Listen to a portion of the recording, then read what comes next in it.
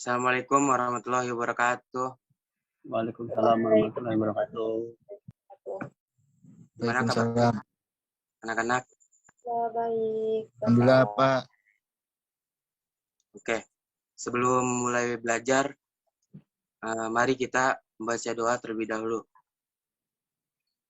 agar belajar kita berjalan dengan lancar. Amin. Doa. Ilah Mustafa Sayyidina Maulana Muhammadin.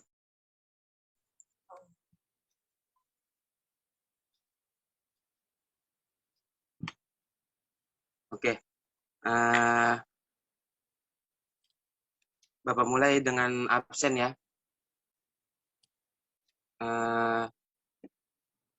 Fitri Maulida.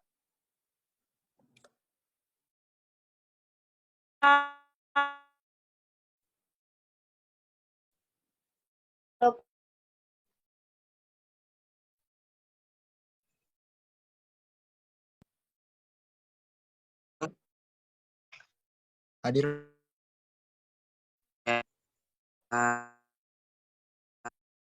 Itu kan bahas tentang akhlak terpuji ya. Berarti sekarang lanjut.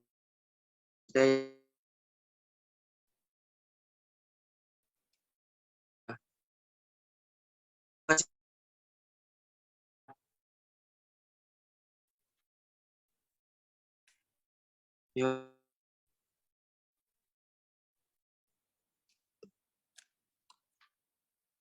Halo. Ada yang tahu nggak? Tindakan yang buruk, Pak. Akhlak tercela itu tindakan yang buruk. Oke. Iri, dengki. Ya benar.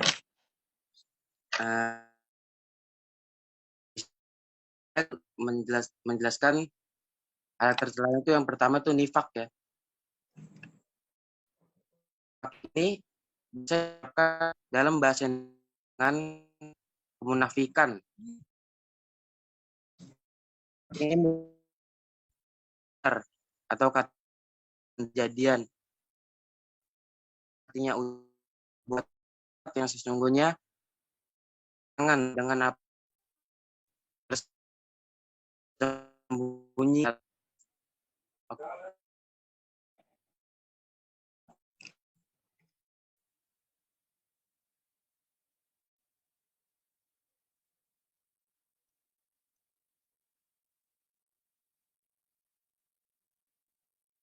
Fitri.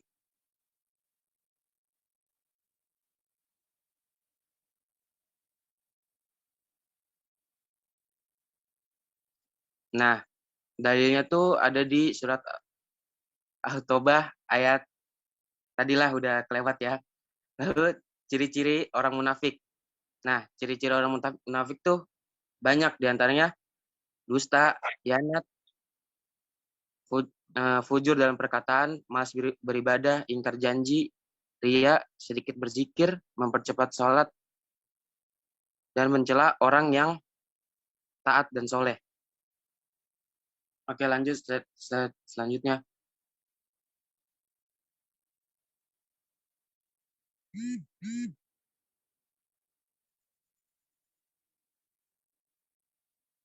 Jenis-jenis nifak.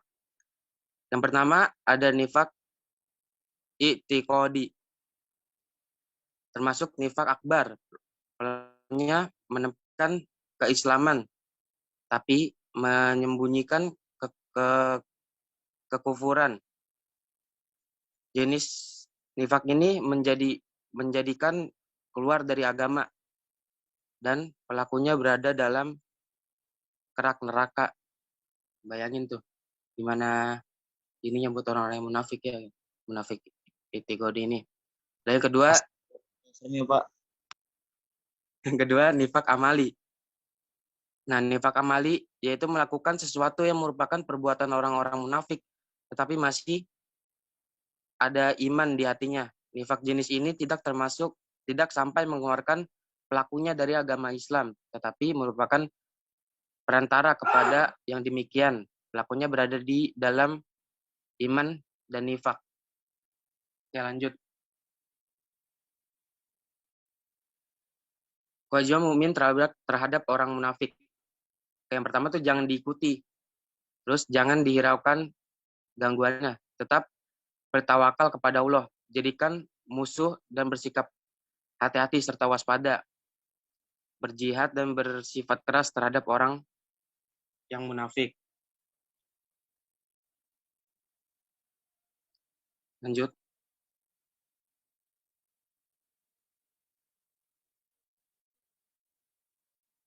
Oke, pandangan Allah terhadap manusia munafik. Tolong untuk Ahil, mohon untuk dibacakan.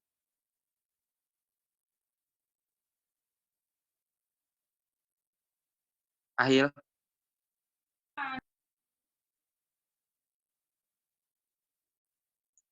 Ahil ada nggak? Aku aja Pak yang baca, Ahil lagi kamar mandi. Oke, Gina, bacain. Pandangan Allah terhadap manusia munafik. Yang pertama itu, Allah akan melupakan orang munafik. Terus yang kedua, hati orang munafik ditutup dari hidayah. Yang ketiga, tidak diampuni dosanya. Yang keempat, Allah murka dan melaknat orang munafik, jahanam dan buruk tempat kembalinya. Yang kelima itu dihajab Allah Subhanahu wa taala. Sudah, Pak. Oke, makasih Gina. Nah, selanjutnya ada al-qasawah atau keras hati. Nah, ini akhlak tercela selanjutnya nih. Keras hati ialah adanya rasa tidak peduli terhadap kesusahan orang lain. Seseorang yang hatinya mengalami kondisi tersebut tidak merasakan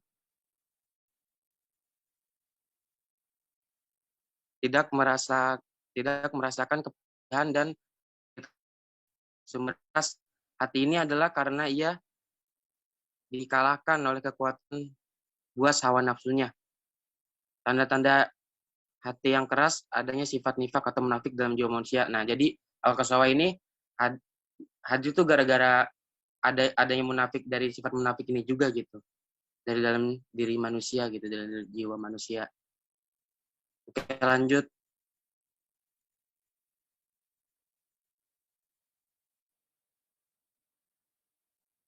Di antara sebab kerasnya hati adalah yang pertama berlebihan dalam berbicara.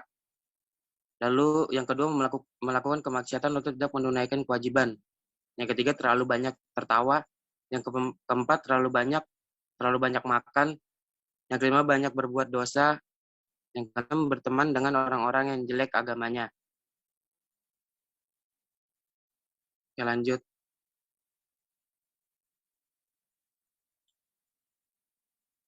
Lalu agar hati yang keras menjadi lembut, caranya disebutkan oleh Ibnu Al-Qayyim di dalam Al-Wabil As-Saib halaman 99 bahwa suatu ketika ada seorang lelaki yang berkata pada Hasan Al-Basri, "Wahai Abu Sa'id, aku mengadu kepadamu tentang kerasnya hatiku." Maka beliau menjawab, "Lembutkanlah hatimu dengan berzikir." Jadi caranya tuh kalau menghilangkan keras hati itu dengan cara berzikir pada Allah Subhanahu wa taala. Lanjut. Sebab agar hati menjadi lembut dan mudah menangis karena Allah, antara lain mengenal Allah melalui nama-nama sifat-sifat dan perbuatan-perbuatannya, membaca Al-Quran dan merenungi kandungan dan maknanya. Banyak berzikir kepada Allah, memperbanyak ketaatan, mengingat kematian, menyaksikan orang yang sedang diambang kematian atau sakaratul maut. Lanjut, Fitri. Lalu akhlak tercela yang selanjutnya adalah godab. Nah, godab ini pemarah. Artinya sifat seseorang yang mudah marah setiap melihat atau menghadapi persoalan kehidupan yang tidak disukai sekecil apapun, dia langsung marah gitu orangnya. Nah, ini tuh godab namanya. Lanjut.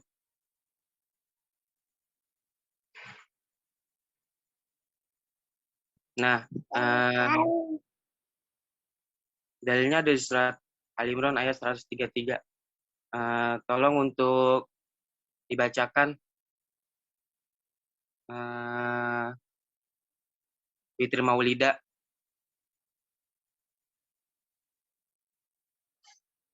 Iya, Pak. Dibaca Fitri.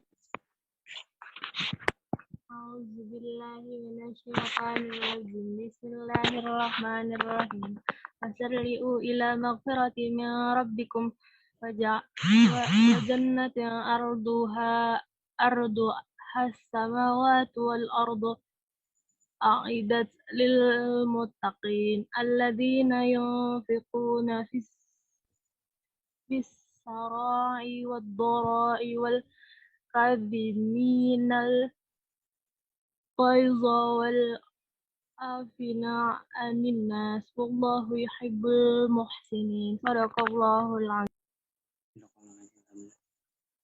Oke, makasih Fitri. Lanjut ke slide selanjutnya. Oke, di sini tingkatan-tingkatan godab. Yang pertama ada tingkat rendah, sikapnya tidak kelihatan marah, sehingga orang lain sulit untuk menilai. Karena gejolak marahnya yang telah menyebar ditutupi oleh sifat yang tenang. Jadi dia tuh nggak terlalu kelihatan gitu sifat godapnya, karena dia tuh tenang orangnya gitu. Lalu tingkatan sedang, sikap marahnya kelihatan, tetapi masih dapat dikendalikan oleh akal. Ia marah sesuai dengan kadar masalah yang sedang dihadapinya.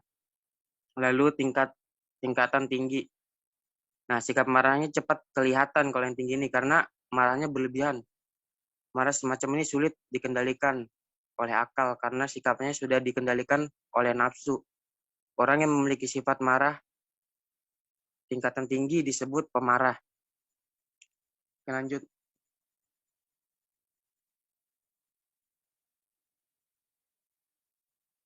Oke, contoh perilaku godap ya.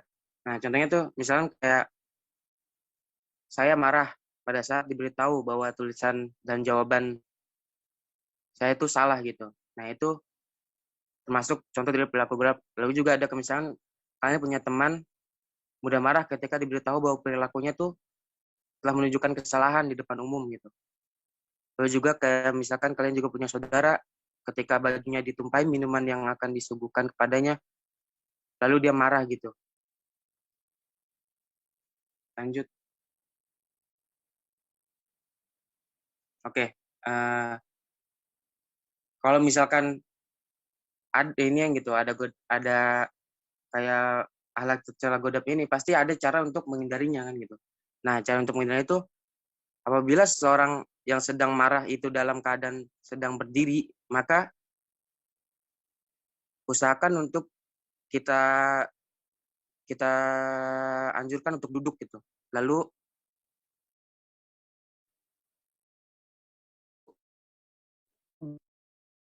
kita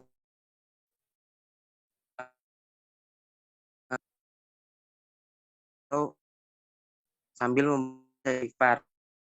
Bila marah, maka berwudulah karena berwudu dengan air yang suci dan mensucikan akan mampu mensucikan semua tindakan yang kurang suci seperti kemarahan.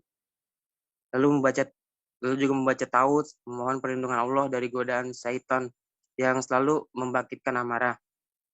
Lanjut.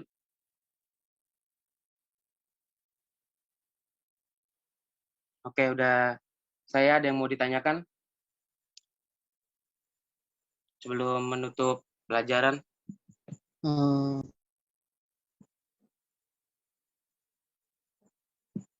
Ya, siapa tadi? Oke, kalau tidak ada yang bertanya, saya tutup ya. Kalau tidak ada yang bertanya, saya tutup.